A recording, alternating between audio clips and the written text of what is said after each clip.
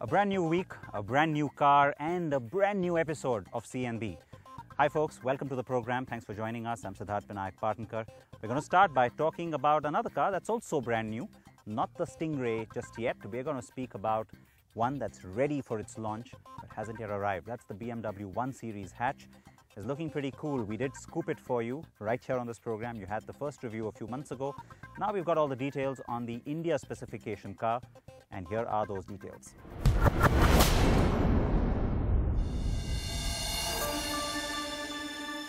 It is the one.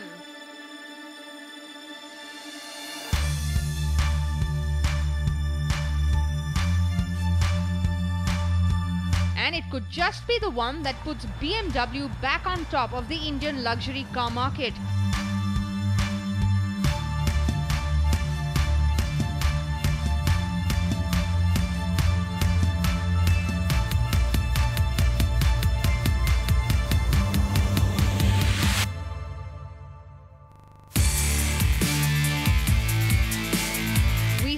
The 1 Series for you a few months ago on CNB, and now with the launch this week, we drive both the petrol and diesel variants of the India Spec 1 Series.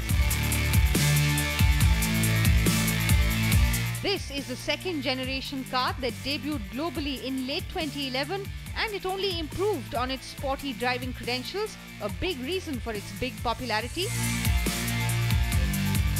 The looks of the 5-door hatch leave a lot to be desired and really don't stand a chance against the bolder yet prettier looks of the Mercedes-Benz A-Class.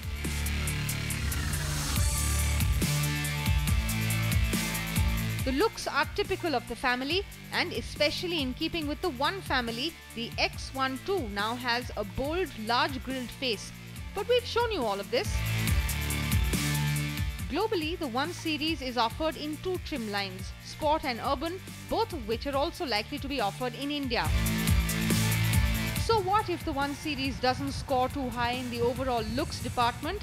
Get behind the wheel and suddenly the premium hatch shows you why it is such a popular car across the world.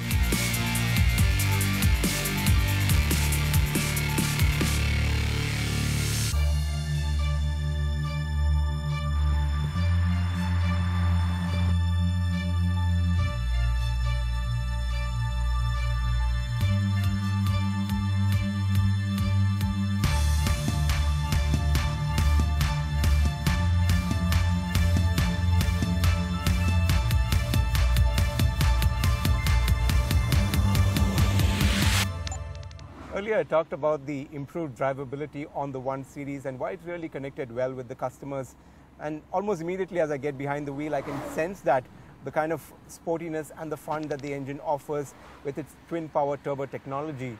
But what India is going to miss is the 6-speed manual transmission, which adds a lot more fun to the car.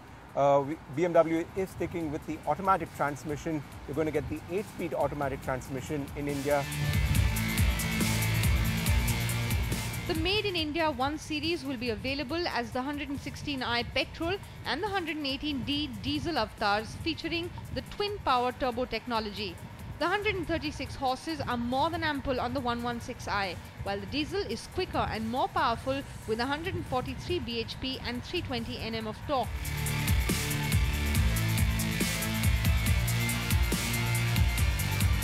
Both the engines are refined and smooth, but it is the petrol that we found to be more fun to drive on the winding roads as well as on the highway. Having said that, there is little to complain about the diesel, which has been tuned for performance with fuel efficiency. Predictably, we do expect this to be the one that Indian buyers will opt for. There are 4 optional driving modes: Comfort, Sport, Sport Plus and Eco Pro, somewhat similar to what we've seen on the Western range. Handling the tight corners with the electromechanical power steering is the real highlight. The 1 Series also offers the optional servotonic function, which gives you variable tension or stiffness in e-steering depending on the speed, which lends to greater control. The car's suspension is stiff too, and it may prove a challenge on Indian roads, and the run-flat tyres will add to the hard ride feel. The rear-wheel drive on this hatch does add a fun element, and it's aided by the 50-50 weight distribution on the car.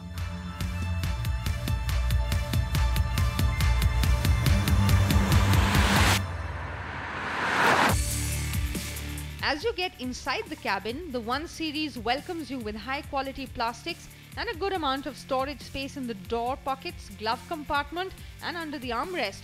What we liked the most was the driver's seating position, which was not only low and sporty but also offered good headroom and a spacious feel. The 1 Series uses the iDrive control system with a controller on the central console and a flat screen monitor. Although the wheelbase is longer, the 1 Series is strictly enjoyed as a comfortable 4-seater unless the fifth passenger is a child. But the boot is ample at 360 litres, and there is the added advantage of the 60-40 split folding rear seats. With so much going for it, the 1 Series will have a distinct advantage of pricing over the A-Class. We estimate the premium hatch to be priced around 20 lakh rupees. The 1 Series might not be better looking, but it is the better driving dynamics, and a larger cabin might tilt the scales in its favour. Now with the Audi A3 compact sedan on its way to India in 2014, watch out for more action from the entry premium space.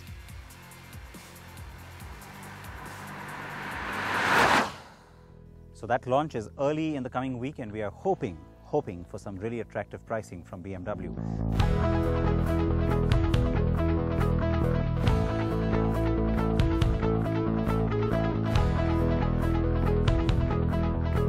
Now the Stingray from Maruti Suzuki is essentially the Wagon R.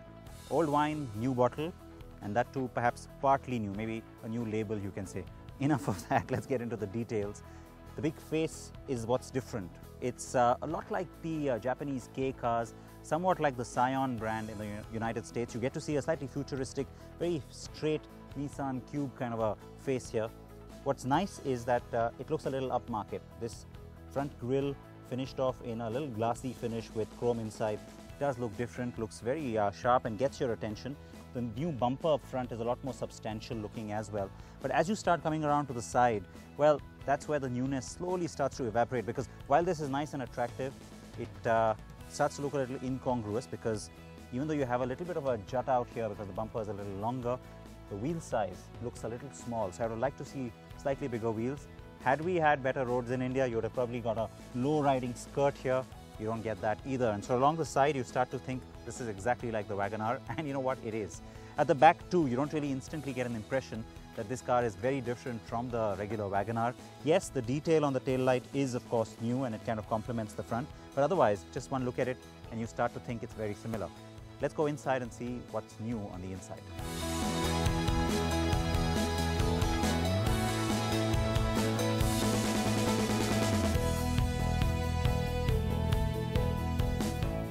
Instant impression is that this cabin is refreshed. It is new, but you start to see little bits from the typical Maruti stable, from the parts bin that start to appear. The inbuilt music system is pretty much like what you get on many of the other cars in the range, but it has its own little feel. The whole intent is to look more urban, more contemporary, a little more youthful, a little cool if you will. The instrument cluster also conveys that message. There's a nice amount of blue that's been thrown in on the cabin. It complements this particular car, nice dark blue color on the outside.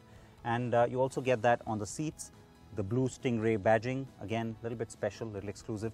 You have Stingray down in the door sills, on the floor mats, and a little bit of blue courtesy lighting also that's been added inside the car.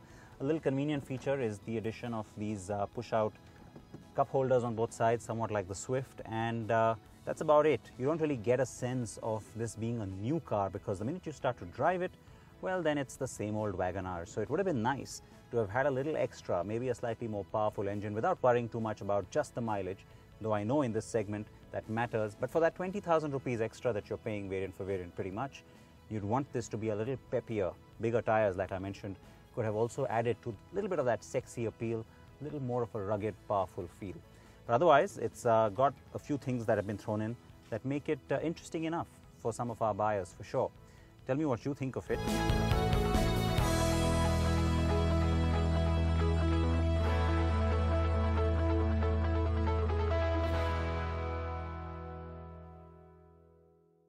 Time for us to slip into a very short break. As always, we will be back with plenty more on the other side.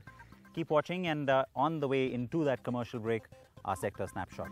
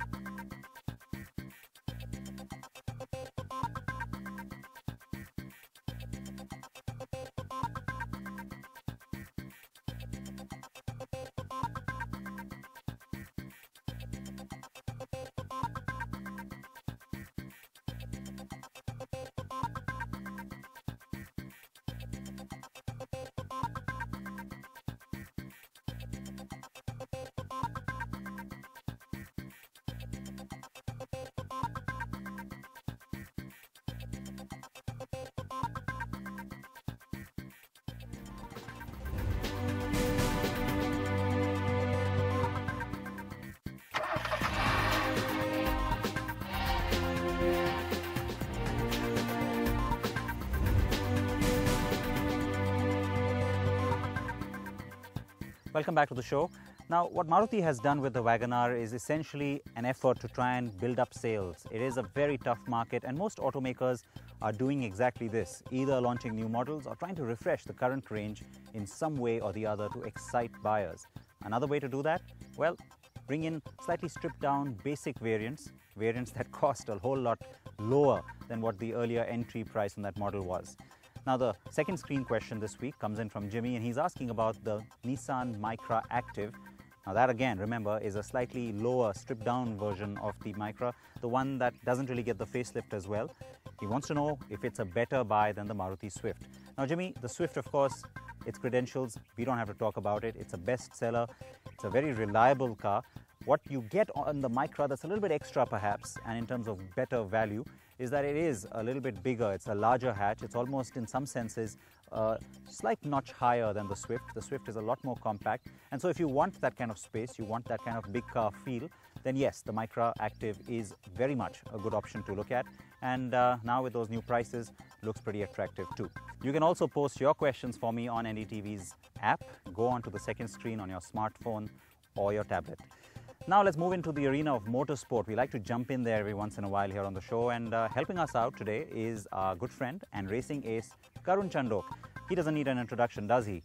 But Karun has decided to do something a little bit different today. He's getting outside of his comfort zone. What am I talking about? No more suspense. Let's go straight across to Karun, who's standing by in Coimbatore to bring you this. Karun, over to you. So Siddharth, I've left the clean comfort zone of a Formula 1 racetrack to come here and play in the dirt in this rally car. The VW Polo Cup car, which we saw on the racetrack, has now come over to the dirt world of rallying. Now, I've never done a rally. I haven't driven a rally car since my father ran a team about 15 years ago. So this is a completely new experience for me. Totally different scenario. We've got mud on the ground, as we can see here, and I'm not used to that. Normally when I'm driving on the mud, it means you're normally off the racetrack. So I'm looking forward to it. It looks like a lot of fun when I watch it on TV. Let's go see what it's like in real life.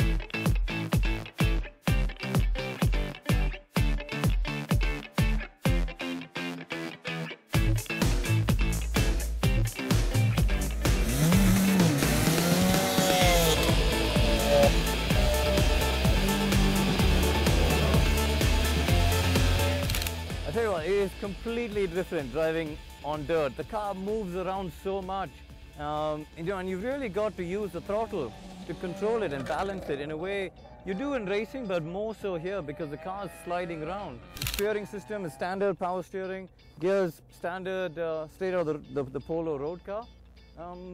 But otherwise, the sensory overload of the gravel and the stones and all this stuff moving around, it's quite extraordinary.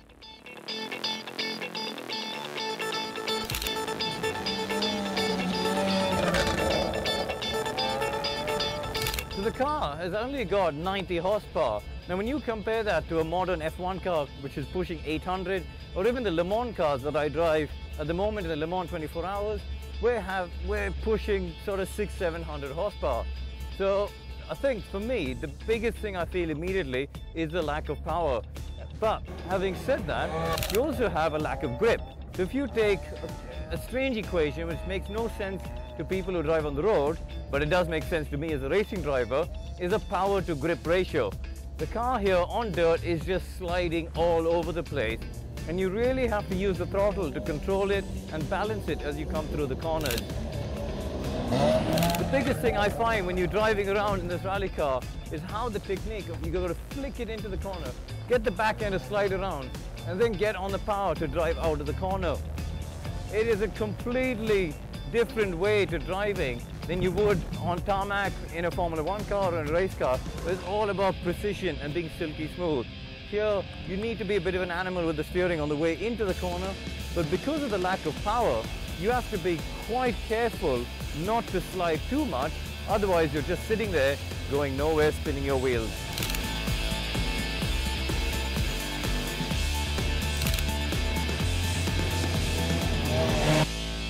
Having spent the morning playing in the dirt in this VW Polo, I'm heading to a more familiar environment, to the racetrack, more specifically the Karun Motor Speedway around the corner. There's a whole bunch of young drivers racing in this weekend's Tyre Racing Series, and I'm going to spend a little bit of time sharing some of the knowledge I've learned along the last 12 years from where they are in national racing all the way up to Formula 1. Let's go have a chat.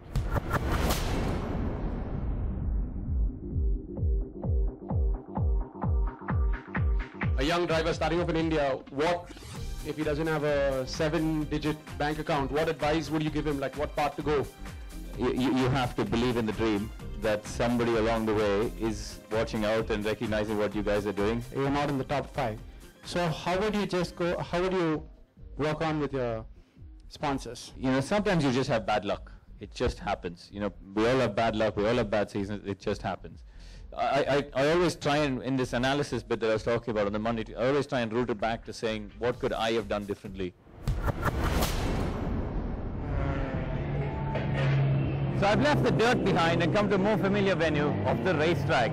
This is the kind of environment I grew up on, and this is really what I'm used to. So I'm here for a little surprise to drive this FP02 car.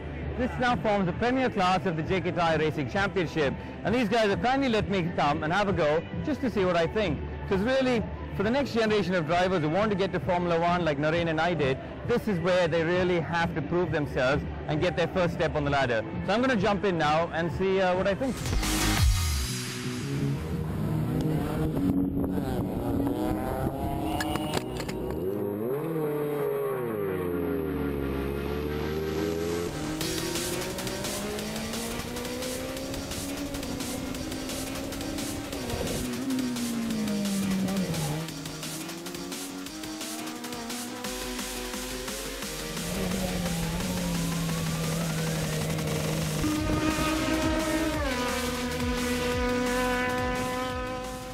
So Siddharth, it's been a fun day here in Coimbatore, first playing in the dirt in the VW Polo rally car, and then we've got a fantastic day of racing as well that we've seen here at the Tyre Racing Series. It's been great to also chat with lots of young drivers, up-and-coming talents who we're going to hear from, I suppose, in the next 5 to 8 years. But for now, it's back to you in Delhi. All right, Karun there. Finally back onto the racetrack right at the end, but the part about mentoring new drivers, very, very important. India is new to motorsport in many ways, and we need quality drivers. Someone like Karun with all his international exposure giving back to that community, absolutely excellent. So thanks again, Karun, for that. And with that, it is a wrap here on the program as well. Share your thoughts on everything you've seen, including the Stingray from Maruti Suzuki. And anything else you want to ask me, you can go ahead and post your questions or queries on Facebook, on Twitter, and on NDTV Social. Please wear your seatbelts, please wear your helmets, and I will see you next week.